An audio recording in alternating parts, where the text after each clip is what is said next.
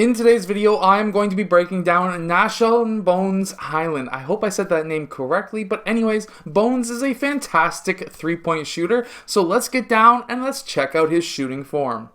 Okay, so here he's coming off of a dribble handoff, and the first thing I really want to show you is that he has his shoulders pretty well close to over top of his knees and over top of his toes. This will allow him to have a very stable shooting form, and this should allow him to be very stable going straight up and straight back down with his shot. Now we do see that his gather is at his hips, and he doesn't dip the ball and he goes straight up to his set point. Now his set point seems to be very close to a one motion shot. However, when he does go up to his set point seems to be right in front of his face. However, he has his shoulder and elbow in line with the basketball rim, and that is a very major part in his shot, because by allowing getting your shoulder in line with your elbow, that is of course the aim left and right. At this point in time, you now have to work on having the ball in most cases over top of this upper arm, and that will allow you to shoot a very straight shot. However, here we can see that it's in front of his face, but when he goes up into his shot, even though he's slightly tilted here, he goes up into his shot and actually brings his shoulder even more forward, which then allows that ball to be over top of his elbow when he's about to release.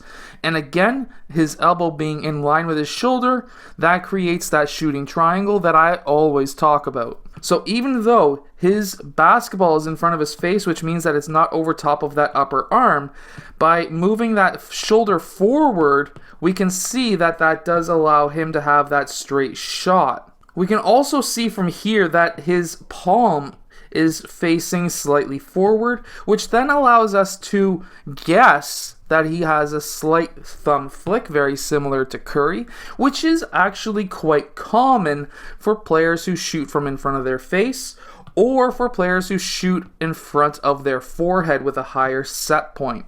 A thumb flick can, of course, be detrimental to your shot if you don't have rotation on that ball. However, if you do have backwards rotation on that ball, which we do see here, if we go a bit slower, we can actually see that spin on that ball. He does have good backwards rotation.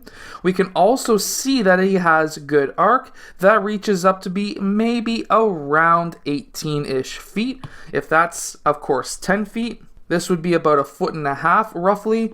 This is about 3 feet, so about 13 to 14 feet, depending on the backboard. Of course, this is an official backboard, so it's 72 inches wide, or you could also say 6 feet horizontally and 3.5 feet vertically. So that's around 3.5 feet. We can then take a guess that that ball was about here, which would be maybe about 4, 5, 6, roughly 16 feet high in the air. Of course, this is very unmathematical, the way I'm measuring it here. However, that's about how high you would want to get your basketball. We also really want to look at those feet, and of course he has his right foot slightly in front of his left, and we can also see that he does have a 90-degree angle on his hips and of course knees here, and he's also up onto the toes of his feet, which will allow him to get up into the air much faster. When he does release that ball, we can see that he does have a soft release, and his elbow is above his eyes, or above his forehead.